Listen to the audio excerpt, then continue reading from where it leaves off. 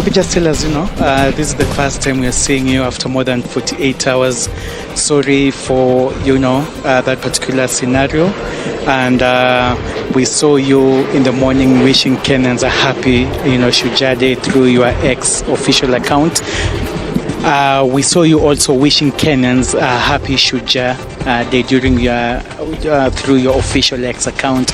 But we are seeing you for the first time in more than 48 hours. Just tell us about your status. Thank you very much. I think on Thursday I had proceedings in the Senate throughout the morning, and I think we broke at 1. And after lunch, we went through my examination in chief in the afternoon, and possible areas of cross-examination by the councils for the National Assembly and by the senators themselves. And my team took off for the Senate, and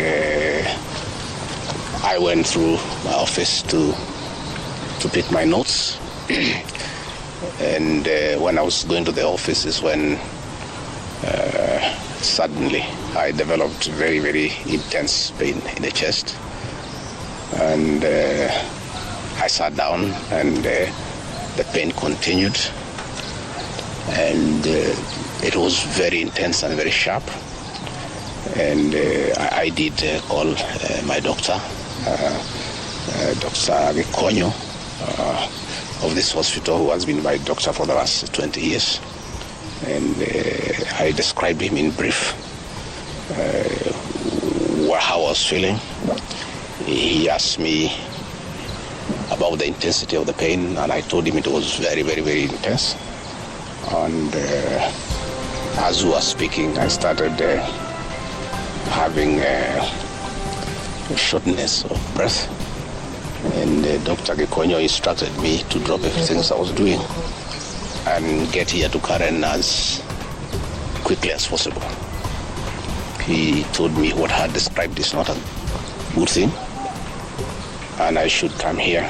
And I went down through the lift to my car, and he instructed my people to very speedily bring me here. And by the time I was getting here, I was under a lot of pain and shortness of breath. And I found Dr. GACHAGUA and his team of paramedics were waiting for me, and quickly examined me. And he quickly made a decision that I must be admitted immediately for observation and possible treatment. And in fact, after I stabilized, he did tell me that had I been late for another 20 minutes, we would be talking a different story today. He didn't want to thank Dr. GACHAGUA and his team of doctors and paramedics and the nurses. They have really taken very good care of me. And he would have wanted me to stay a bit longer for further observation. But I've requested that he allows me to go home. And he thinks I'm quite stable to go home, where he can look after me when from home. In any case, my home is not far away from here. And if there is any problem, I should be able to get back here. But as we speak, I'm okay. A little bit weak, but I feel better. The pain, the intense pain has gone away. What is there is very little pain. This is manageable for a man. A man must be able to withstand some of these small things. But in his assessment, I'm out of danger. But when I came in, it was very, very, very severe. And I want to thank the people of Kenya for their prayers. And I'm sorry, many came to see me. I was not able to see them. The doctor could not allow them because I needed a lot of rest. And I was at a very serious observation by a team of doctors and nurses. And therefore I was not able to receive visitors. And I want to thank those who took their time to come and visit me.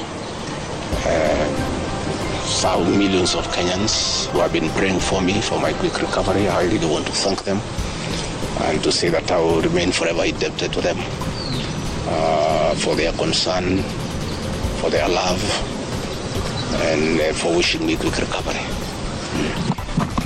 The unfortunate turn of events there during that particular time. Even as you were receiving treatment, a lot was going on in terms of Senate proceedings, the outcome of that. There's also a very active, legal proceedings on the same, resuming on Tuesday.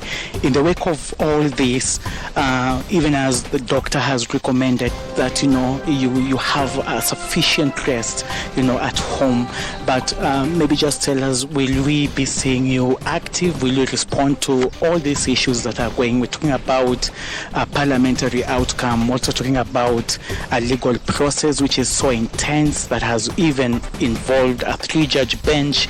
What will be your reaction towards all this? I think for now my life comes first, my health comes first. It's unfortunate that when I was here in hospital, my brother and friend, President William Ruto, ordered for the withdrawal of my security from the hospital here. I've been here alone without a single officer looking after me. He ordered the withdrawal of security guards in my rural home in Nyeri, in my private home here in Karen, and all officers who are close to me were disarmed and given warning that they should not be anywhere near me. I didn't know President William Ruto can be that vicious. I am shocked by how vicious a man I helped to be president, a man that I believed in, a man that I was persecuted when supporting him, could be so vicious against me when I'm literally fighting for my life in hospital. How cruel can a man be? As we speak today, the Deputy President of the Republic of Kenya, GACHAGUA, has no single security officer around him. He's alone. And I am aware that a judge seated in Kirogoya, another one seated in Midimani, gave conservatory orders staying the proceedings of the Senate, which effectively means I'm Deputy President. And the President, in total violation of the court orders, viciously withdrew security around me. Again, to cripple the functions of my office, he ordered through the head of public service, Felix Kosgei, that all officers in my office be sent on compulsory leave. Last night, all vehicles assigned to officers who work under me were impounded to cripple the office of the Deputy President. I don't understand this level of viciousness to a man who have been your deputy, who helped you to become president, irrespective of whatever he has done. At his lowest moment in life, when he's literally struggling to stay alive, you unleash such viciousness against him. I bear no grudge against anybody, but I have not seen that in President William Ruto. The man I'm seeing is not the one that I thought that I knew. I know there was concerted effort that I should not go to Kwale for the celebration. Wilson Airport were told that I should not go through Wilson Airport. All owners of helicopters were told that I should not be allowed to use any of them to go to Kwale. I don't understand. But as I say, I want the people of Kenya to know that as I go home today, I have no security. And it's good that they know. And if anything happens to me or my family, President William Ruto must be held to account. We've made many mistakes in life.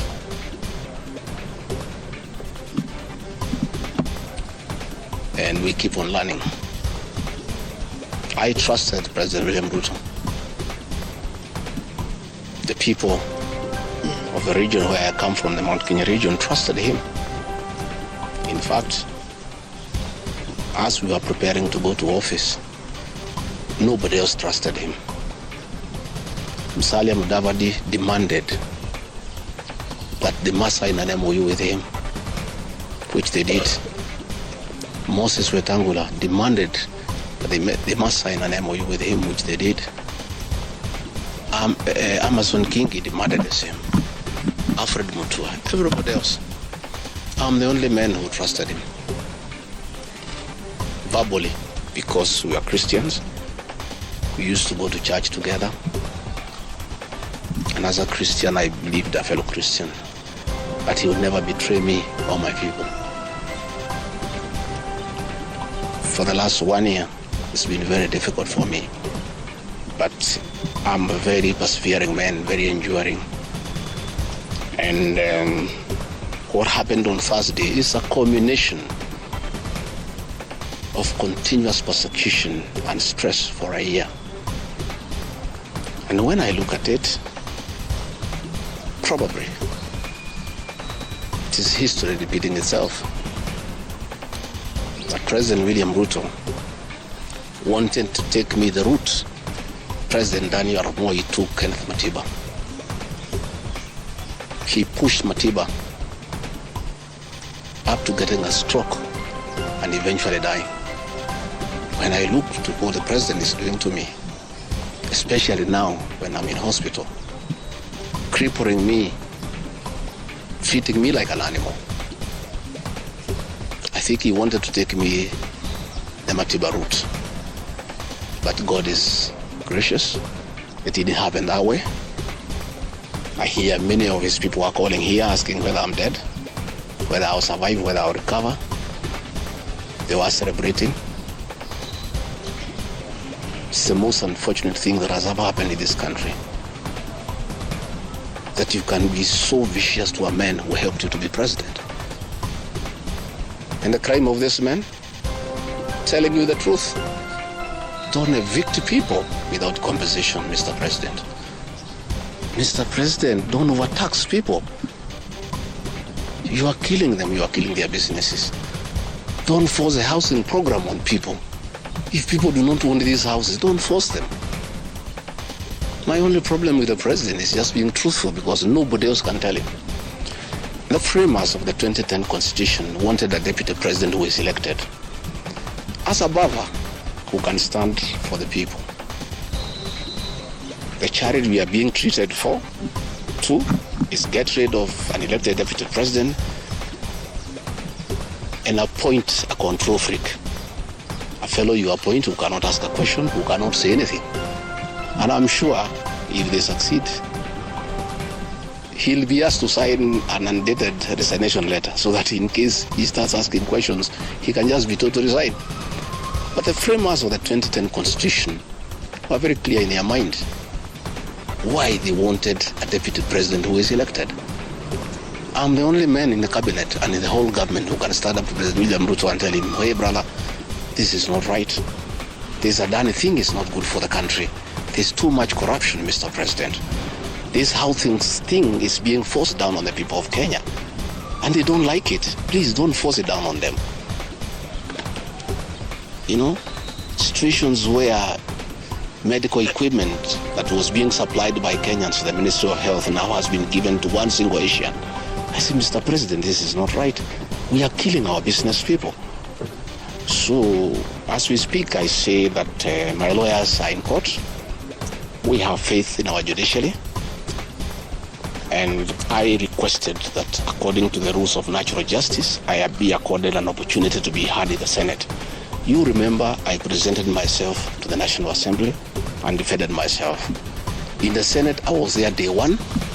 And even when the Speaker asked me to sit down to listen to the charges, I decided to stand up to face my accusers. I was there the following day. I was ready for cross-examination. The 11 counts is nothing but malice and fiction. It was a political game by the president to get rid of me. And looking at it, I don't think the president had any intention of ever working with me.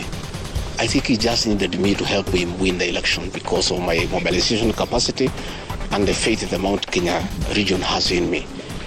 So I should have been given an opportunity. I have asked my lawyers and they have told me the motion was not time-bound.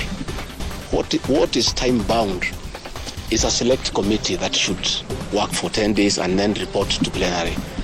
That committee was never constituted, so this matter should have continued and waited for me.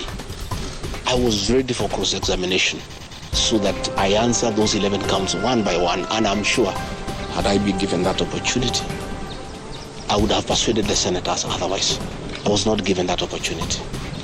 When you look at the speed at which GACHAGUA is being held at office, it's like the story of Simon Makonde. You remember that story? One who died, who was born on Monday and by Sunday was buried. The kind of efficiency that has been exhibited in holding GACHAGUA out of office, if this efficiency was being exhibited in the management of the affairs of this country, Kenyans will be very happy. What is the hurry? The framers of the Constitution gave the president 14 days to look for somebody to replace the deputy president. It gave parliament another 60 days. That's a total of 74 days. Why is a job that was prescribed by the framers of the Constitution to be done within 74 days is being done in half a day? You must ask yourself that question. I think it's being hurried to circumvent justice to avoid the courts of law from interrogating this matter and making a decision. The courts told us they don't want to interfere with the process, to let the parliamentary process get finished and then go to them. We have gone to them now. It's over. The courts will interrogate the process and make a determination. But I ask that the president obey court orders. Through a court order, GACHAGUA is deputy president. Why doesn't he have cars? Why doesn't he have security? Why has his office been made dysfunctional? I think it's very important. But finally, I want to tell the people of Kenya that I don't feel safe. And for the first time, let me say that on 30th of August in Kisumu, undercover security agents entered my room in Kisumu and bagged it. And one of them tried to poison my food. But we detected it and we were able to escape the scheme. I was supposed to be killed through poisoning.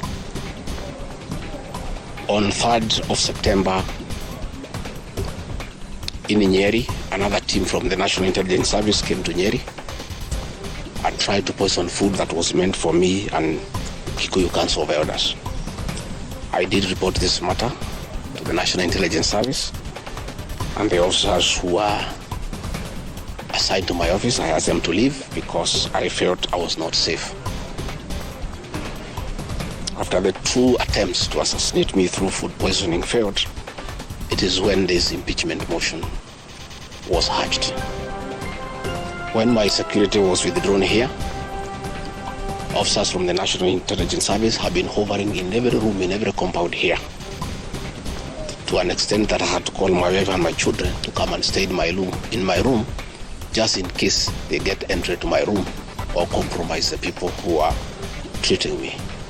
So Rigathi Gachagua and his family feel very exposed because these people have tried to kill us before.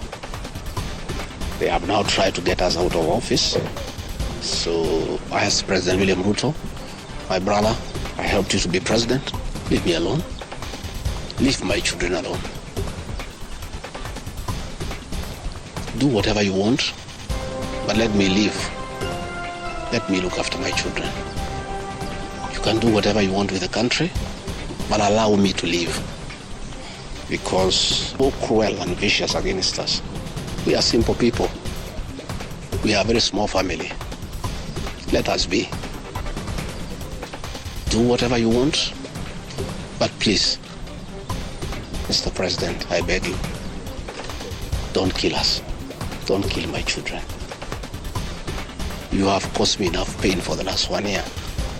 Please, leave me alone. Let me be. God will take care of me. I don't have to have security. I don't have to have drivers. I don't have to have cars. Please allow me to have my peace, if nothing else. And remember, I was there for you when you needed a man to be there for you. Let the courts of law uphold and protect our Constitution. I ask the Chief Justice Martha Koome to live true to the fidelity of our Constitution, to make sure that this is a country of the rule of law, to allow the court process to take place and ensure that this process is not nugatory. There are orders asking that Rigathi Gachagua remain in office until this matter is heard and determined. Let it be. Thank you very much. Just a few points, please. I don't want to say.